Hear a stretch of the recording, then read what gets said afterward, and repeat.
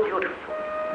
The sunsets, when you look at it, have extraordinary splendor.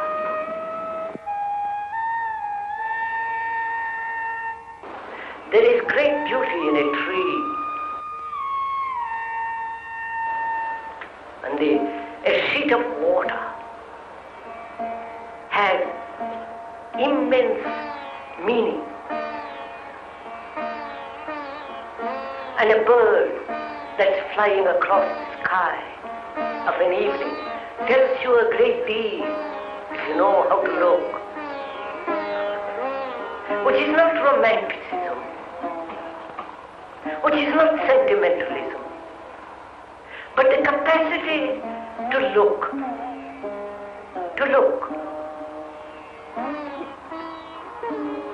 and not immediately translate it into poem, into some romantic gesture, but to merely to observe with quiet beatitude and affection.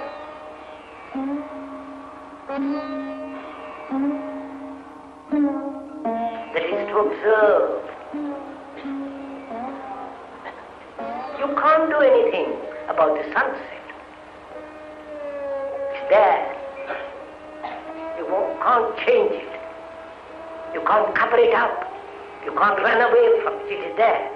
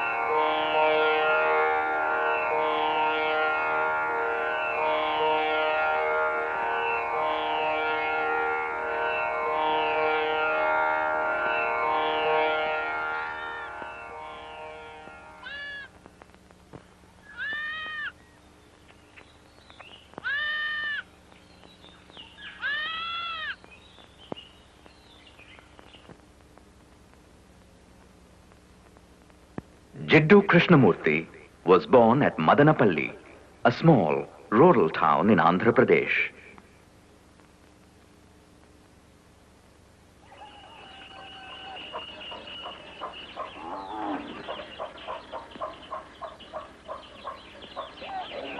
The eighth son, he came into the world at his mother's insistence in the puja room of a tiny rented house.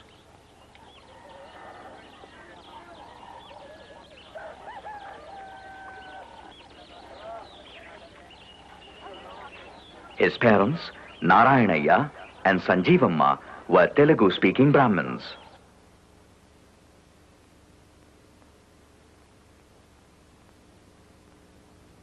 Krishnamurti was an indifferent student, often beaten by his teachers. And he grew up to be a dreamy child, in the habit of taking long walks up a distant hill to the lone temple standing at the top.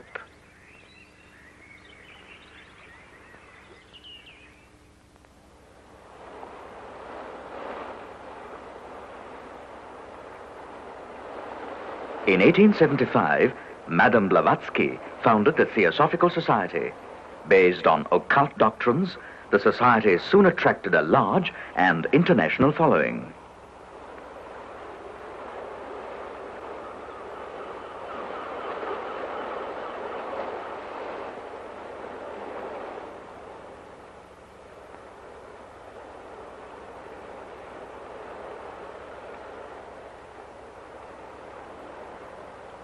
its headquarters were moved to Adyar at Madras.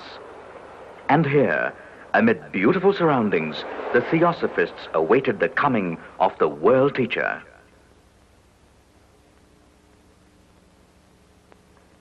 Narayanaya was a Theosophist, and in 1909, after the death of Sanjeevamma, he moved to Adyar with his children.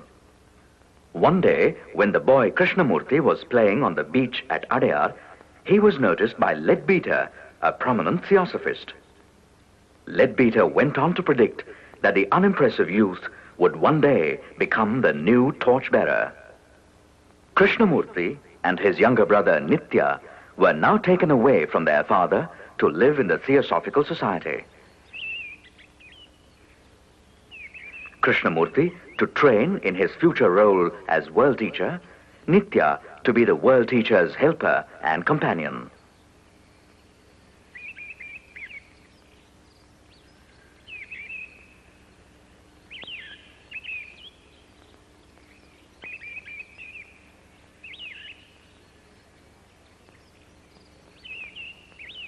A new organization, the Order of the Star, was also set up to prepare the way for the coming of the world teacher.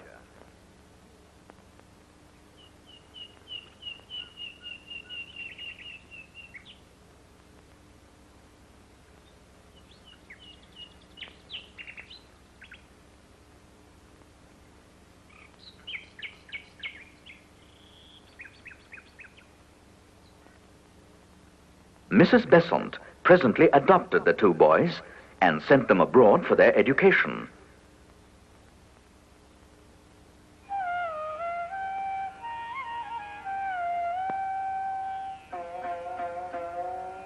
Thrust into elegant society, they traveled between London, Paris, and California.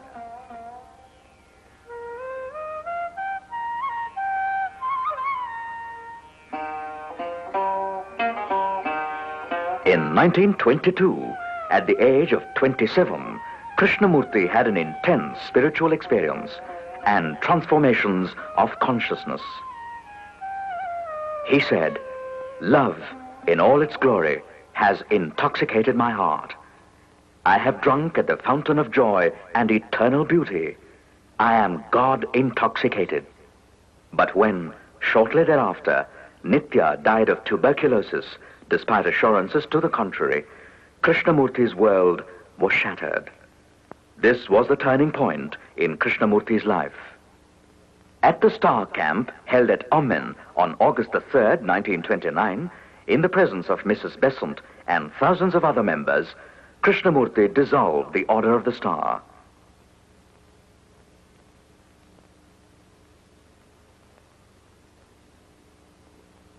The same year, he resigned from the Theosophical Society also.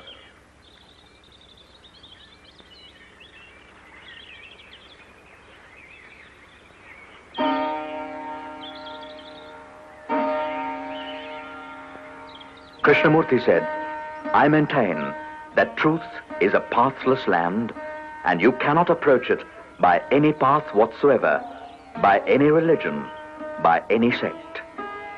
Truth, being limitless, unconditioned, unapproachable, it cannot be organized.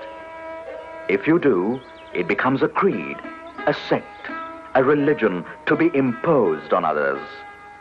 My only concern, therefore, is to set man absolutely and unconditionally free, rejoicing as the bird in the sky."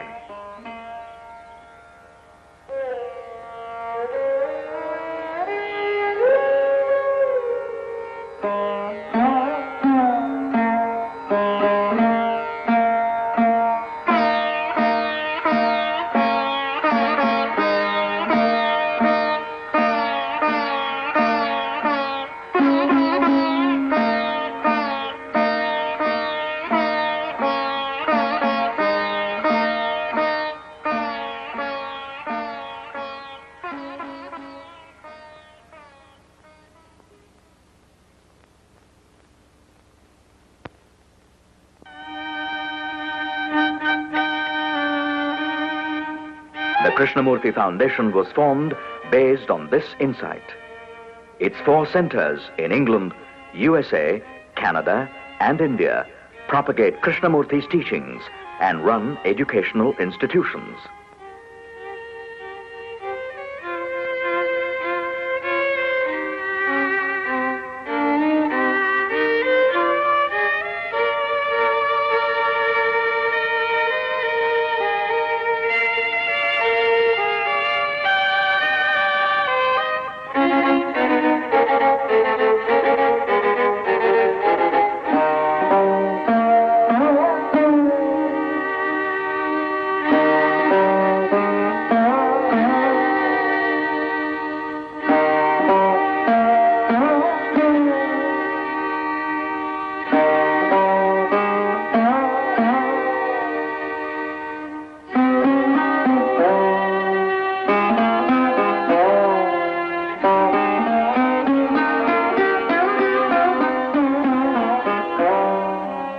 Krishnamurti is above and away from all the possessions of the foundation.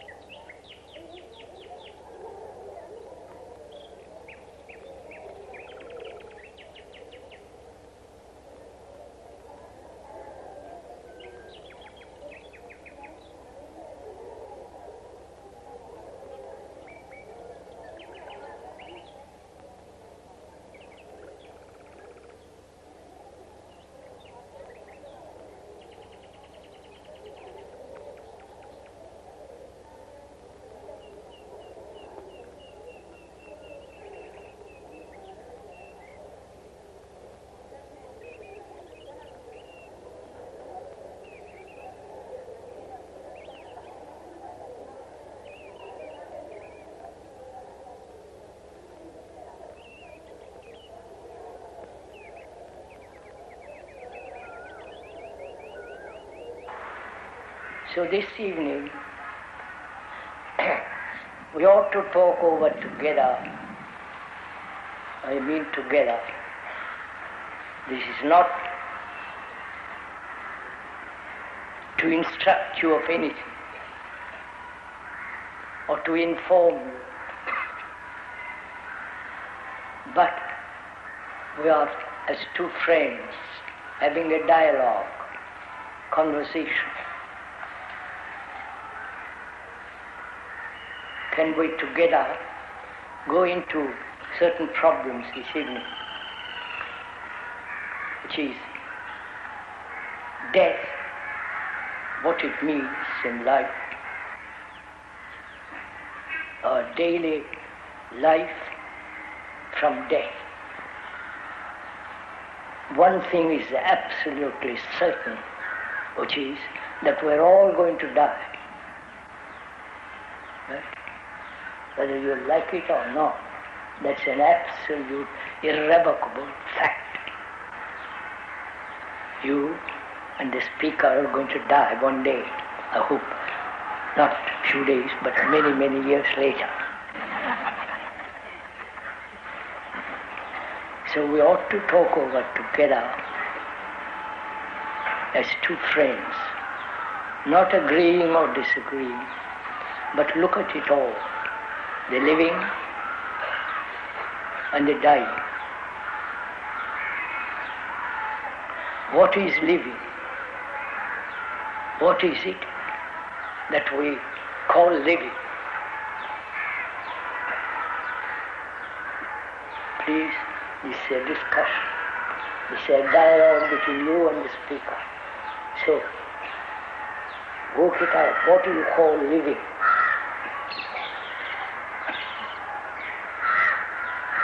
Is living this constant struggle,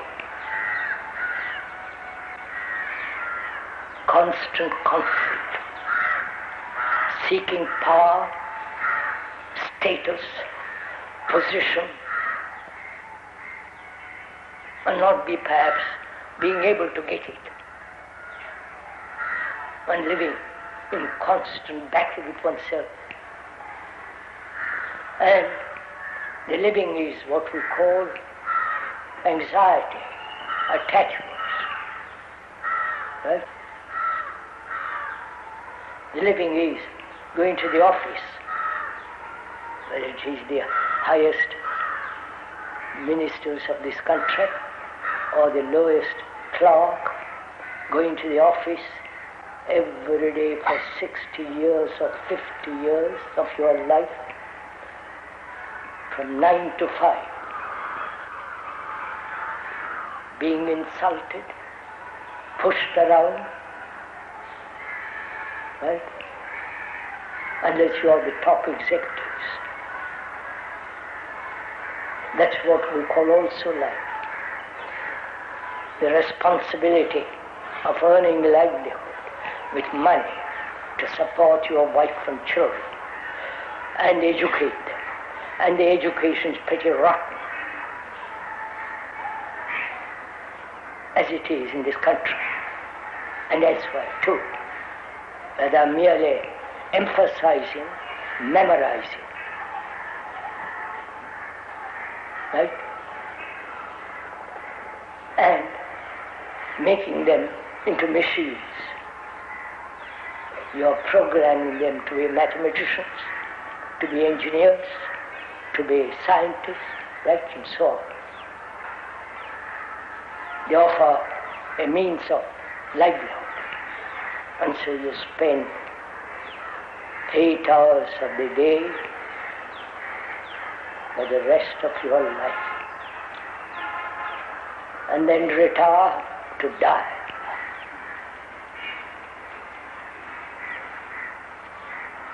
This is a fact. Seeking God, seeking peace, seeking some kind of shelter, some kind of way of living that is not so utterly shallow, empty.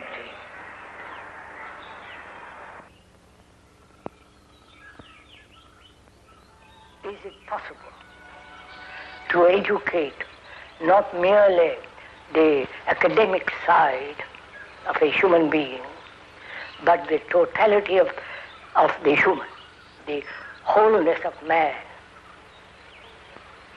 The wholeness of man being not only the technological academic side, the functional side, but also the psychological nature of man. We seem to neglect entirely the inward, the psychological nature of man and its structure. So, proper kind of education is the cultivation of the wholeness of man, including the psychological as well as physiological and so on, the entirety of man, neglecting neither the one nor the other, nor emphasizing the one or the other. so that a human being grows up harmoniously without any conflict, inward conflict or outward conflict.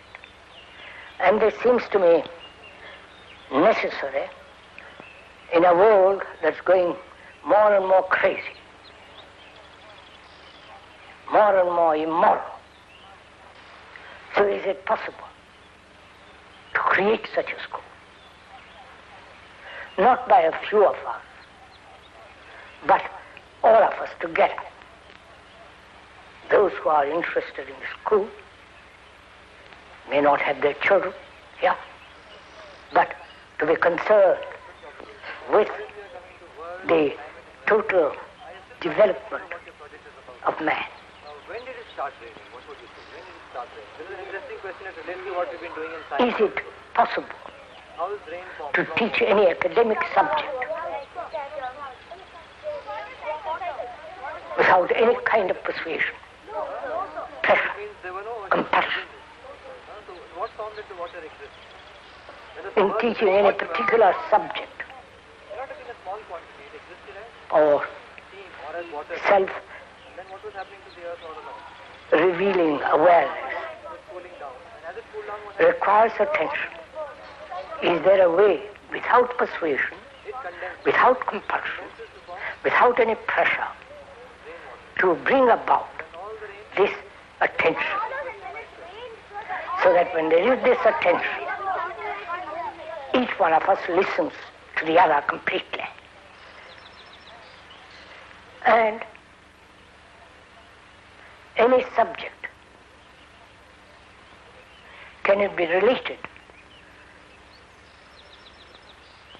to the wholeness of man?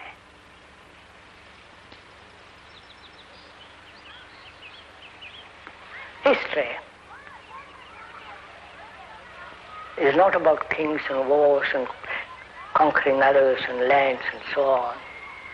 Not only that, but history is the story of mankind.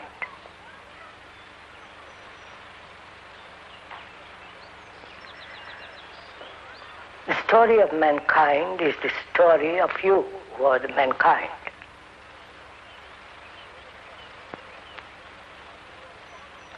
In studying history, you are studying actually yourself, because you are the representative of all mankind, not a Canadian, not an American or Russian or Englishman. You are the world. So when you are teaching or informing another about history, you are actually studying yourself. And so you can relate history to the person who is studying it. And so there is greater integration, greater perception into the whole structure and nature of oneself. So we're asking, is it possible to do the curriculum and also cultivate the psychological investigation of oneself, so that there is actual transformation of the human mind.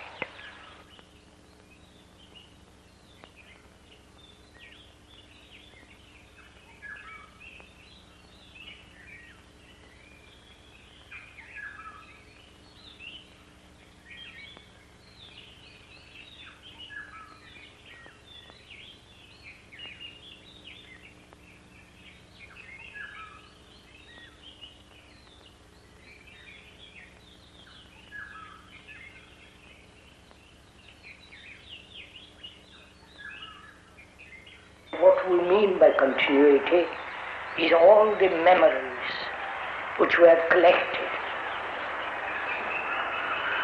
all the beliefs, all the experiences, the pain, the sorrow, the loneliness, the despair, all that we want it to continue, because we want to continue the mean.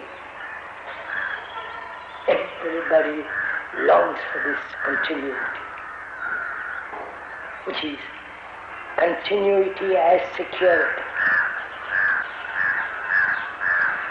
And if there is death, is that the end of everything?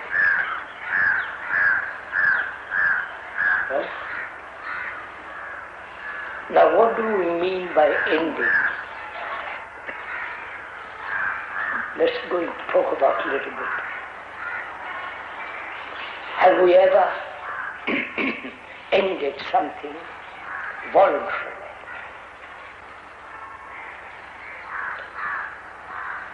Your anger, your jealousy,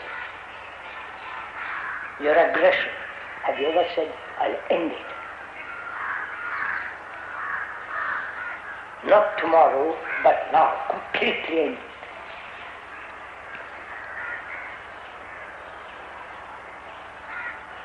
But our brains are conditioned to the idea of gradation, gradualness.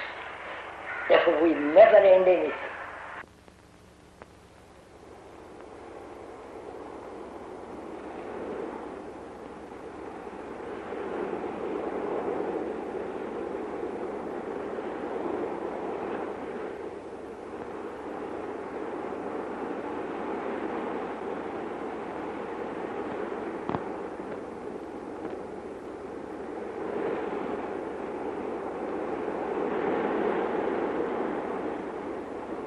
Far end of one's life.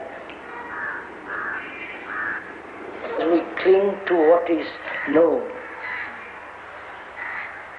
Death is unknown. And we rather live with all the turmoil we have, all the misery, the confusion, and the longings.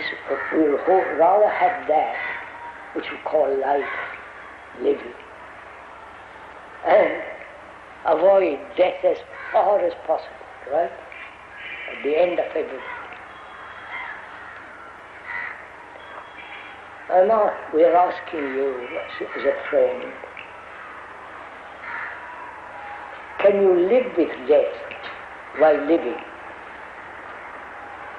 You understand my question? That is, when I die, not only the organism is cremated or buried or whatever that his friends do to him as when he dies, and that is the end of everything. Though we may want a continuity next life, but that's the actuality of the end. Now, death means that, to end. Right? Can you live with death and together, life and death together? Have you ever asked that question? Krishnaji, for some years, you have been speaking of the need for a new mind, a culture which will be able to deal with the problems which we face not only in this country but in the world. Problems of growing cruelty, increasing violence, tremendous callousness, a disregard for human life, and a growing distance between the human being and the sacred dimension. If we go in this direction, annihilation seems inevitable. But how is this new mind, this new culture, to come about?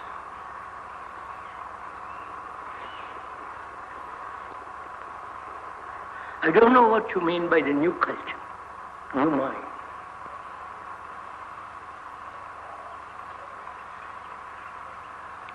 Biologically, and also psychologically, human beings have traveled a long distance, 40, 50, 100,000 years. And they've always talked about, as far as I can understand, a different way of living.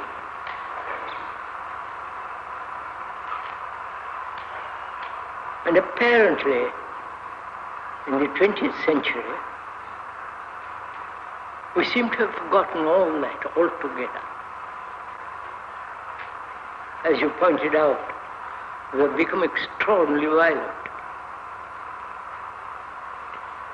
brutal, cruel, barbarous, if I can use that word. And out of this present soil, a new culture cannot possibly arise. We must move out of this soil. You can't have a marvelous, tender plant with constant wind, snowstorms, and without water. It can't live. So it seems to me, not only in this country, but all over the world, the spreading of violence, political corruption, and other forms of corruption, and the constant threat of war cannot possibly produce a new culture.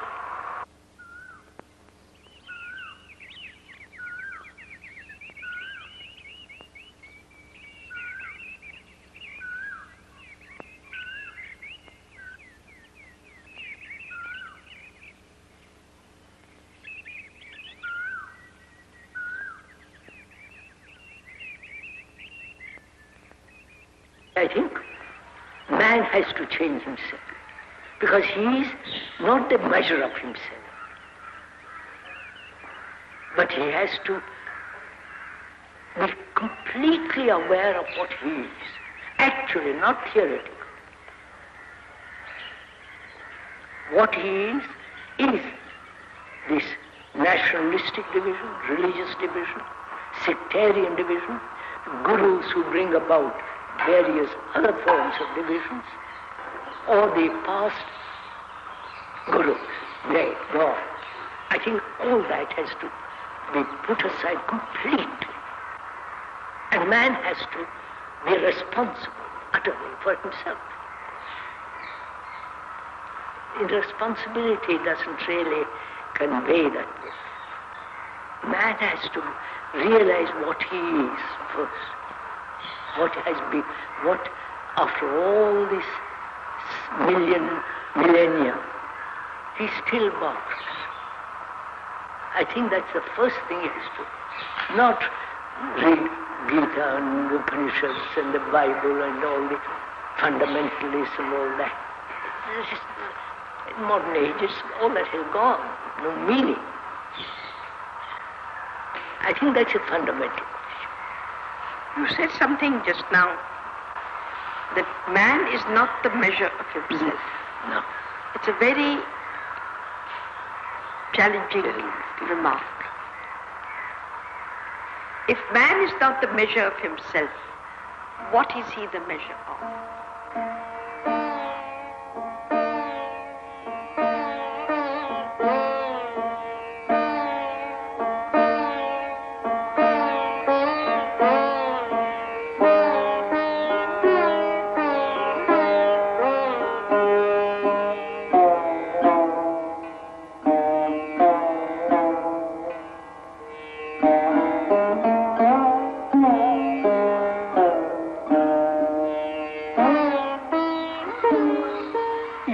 You raised a question, Babuji. What is sacred? Right? Without finding that, without coming upon it, not you finding it, Without that coming into being, you can't have a new culture. You can't have a new human quality.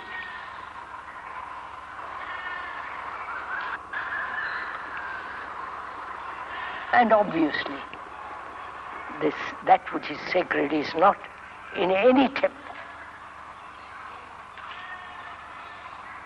Right? Yes. In any mosque, in any church. And no guru, none of them cannot talk about it. If they had it, it would be something so enormous. You can't turn it down and give it little bits of it to people. I don't know if you understand what I'm saying.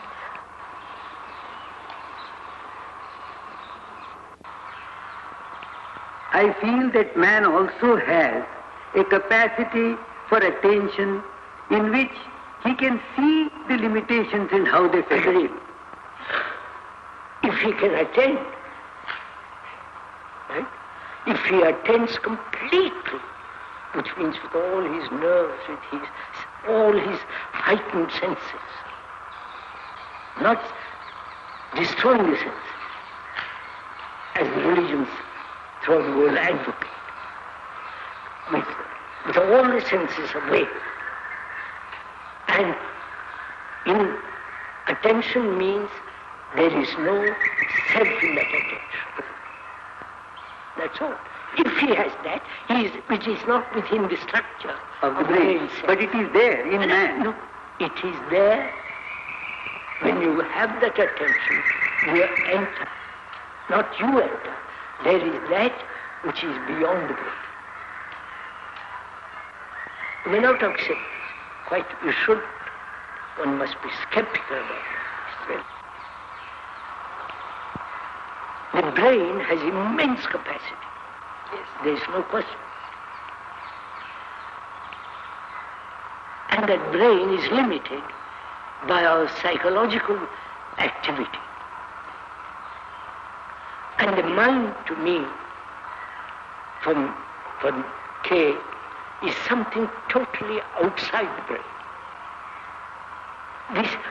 This you don't have to accept it, but you can at least look at it. Yes. You can observe it, you can question it. But when we talk of the ground just now, we are talking of the ground as the brain. As the brain. In that, I don't know if Mr. I do, sir, I do. Accept it. What? That by ground we mean the brain. Yes. Can the brain, which has been conditioned, there is no question, linguistically, religiously, politically, geographically, climatically, and the division of nations, religions, the brain in itself is fragmented. And the brain has become fragmented through the activity of thought.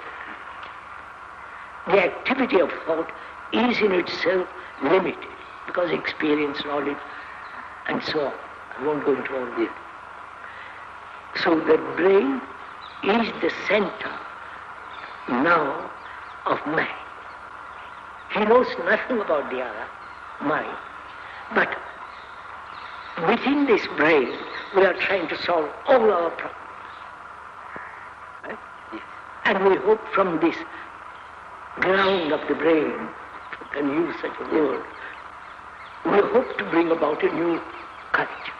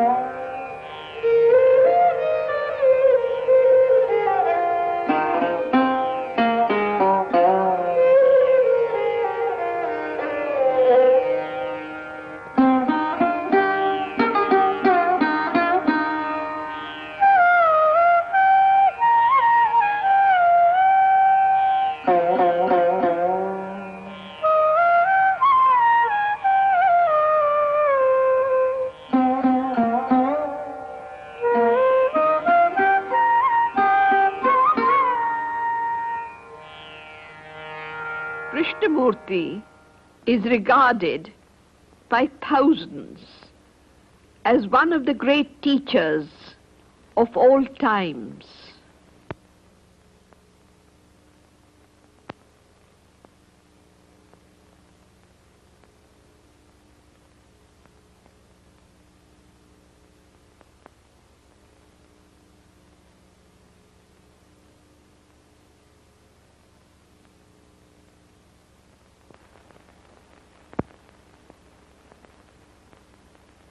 "90 years of age, he continues to travel, to speak, to discuss, and to be silent with vast numbers of people who come to him seeking solace or an answer to the challenge of our times."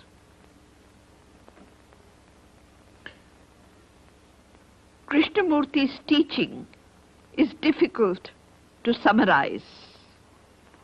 Based on a vast, unitary perception of humanity and all life, he demands a life of correctness, a life free of self-centered activity, and an integral perception which alone frees man from duality and the bondage of time. As the end of his journey approaches, he probes into beginnings, into that which lies beyond ending, into the unmanifest, which is the source of all creation. Because man, throughout the ages, has searched for something beyond time, something that is incorruptible, something beyond all experience, beyond all knowledge.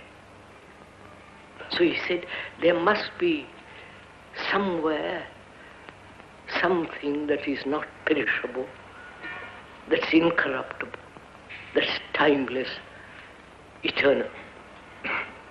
That seed has been sown in man from time immemorial. You understand, sir? And we have got that seed moving all through mankind. And we have never opened or looked at that seed. We have said what that seed should be. You understand what I'm saying? For God's sake, move, sir. We never said, this thing which man has started from time immemorial, I wonder if it can ever flower, grow. You understand my question, sir? That is meditation, where there is no conflict, where there is affection, care, not your children, care for the world around you, care for your woman, for your man, so that there is no domination of each other, no exploitation of each other. If that isn't laid down as a foundation, you can't move. What you're trying to do, you neglect all that and try to find some God somewhere. If you don't begin there, what you'll end up is an illusion. Meditation can never be conscious, can never be thought out, premeditated.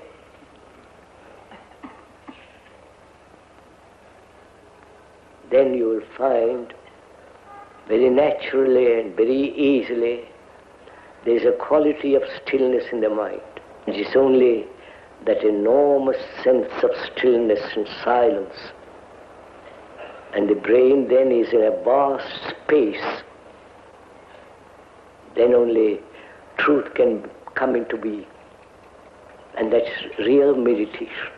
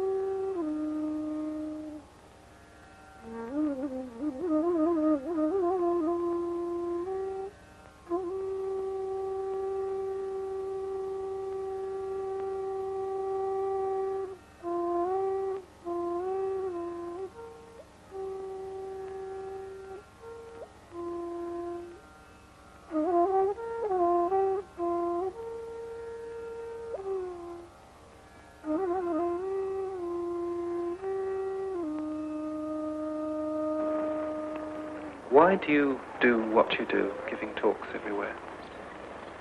I really don't know. It isn't a habit. It isn't something which I've fallen into and I do it because I have nothing else to do. I've been doing this for 45 years and more. Not that I'm proud of it, I'm just repeating the fact. And I also have stopped talking to see if I depend on the audience and, all that business. And I say, if I stop talking, it's all right. If I don't talk or talk, it's the same.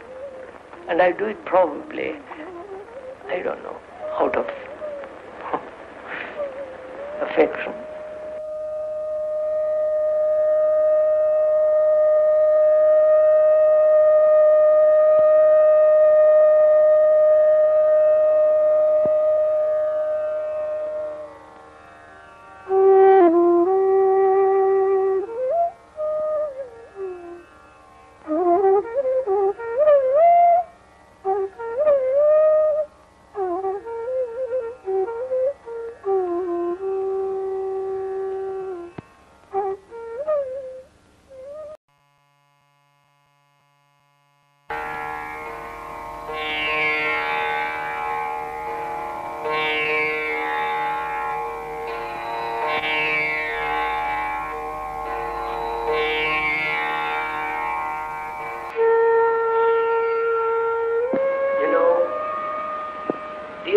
So beautiful. The sunsets, when you look at it, have extraordinary splendor.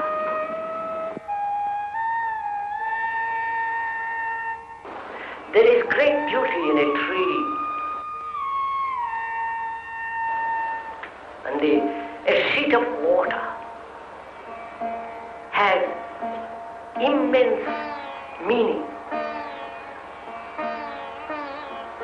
And a bird that's flying across the sky of an evening tells you a great deal if you know how to look. Which is not romanticism, which is not sentimentalism, but the capacity to look.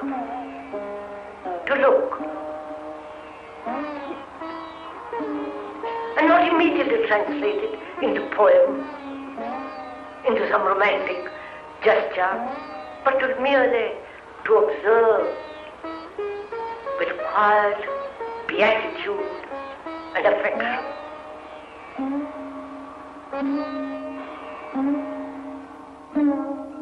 That is to observe. You can't do anything about the sunset. It's there. You can't change it. You can't cover it up. You can't run away from it. It is there.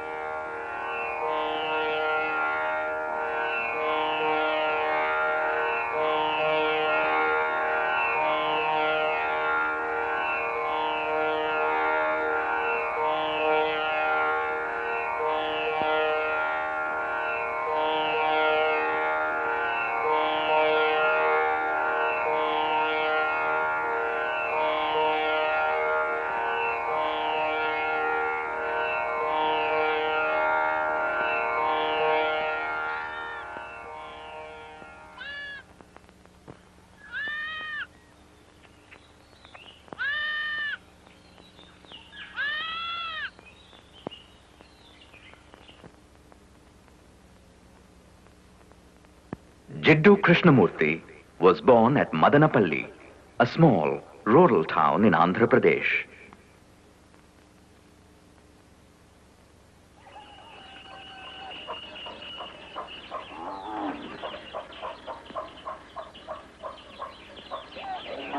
The eighth son, he came into the world at his mother's insistence in the puja room of a tiny rented house.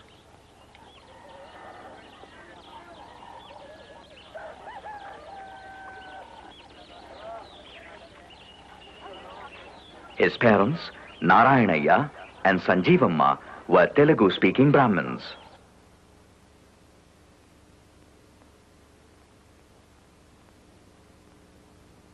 Krishnamurti was an indifferent student, often beaten by his teachers. And he grew up to be a dreamy child, in the habit of taking long walks up a distant hill to the lone temple standing at the top.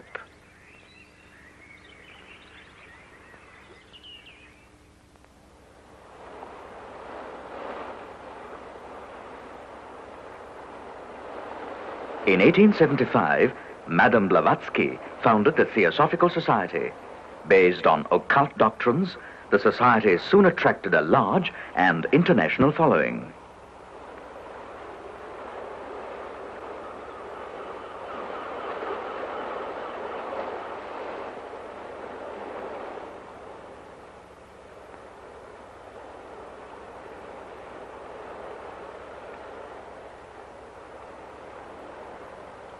Its headquarters were moved to Adyar at Madras.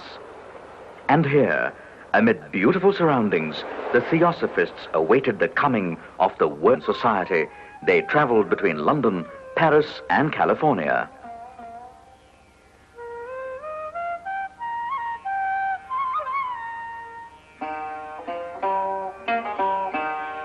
In 1922, at the age of 27, Krishnamurti had an intense spiritual experience and transformations of consciousness. He said, "Love, in all its glory, has intoxicated my heart. I have drunk at the fountain of joy and eternal beauty. I am God intoxicated." But when, shortly thereafter, Nitya died of tuberculosis, despite assurances to the contrary, Krishnamurti's world was shattered. This was the turning point in Krishnamurti's life. At the Star Camp held at Omen on August the 3rd, 1929, in the presence of Mrs. Besant and thousands of other members, Krishnamurti dissolved the Order of the Star.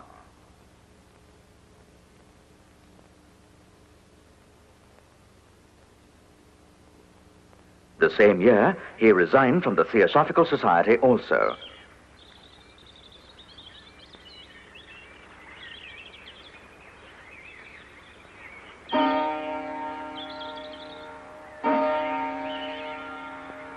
Krishnamurti said, "I maintain that truth is a pathless land, and you cannot approach it by any path whatsoever, by any religion, by any sect.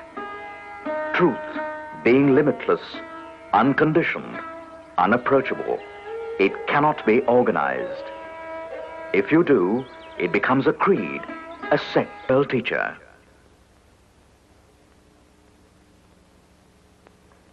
Narayanaya was a theosophist, and in 1909, after the death of Sanjeevamma, he moved to Adyar with his children. One day, when the boy Krishnamurti was playing on the beach at Adyar, he was noticed by Leadbeater, a prominent theosophist. Leadbeater went on to predict that the unimpressive youth would one day become the new torchbearer. Krishnamurti and his younger brother Nitya were now taken away from their father to live in the Theosophical Society. Krishnamurti to train in his future role as world teacher, Nitya to be the world teacher's helper and companion.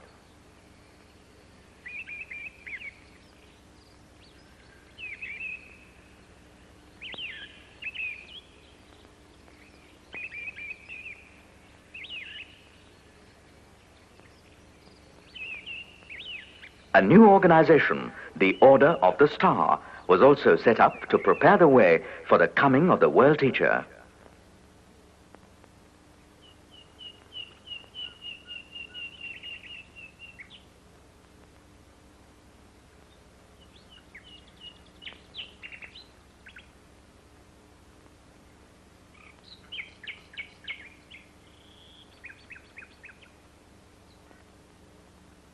Mrs. Besant presently adopted the two boys and sent them abroad for their education.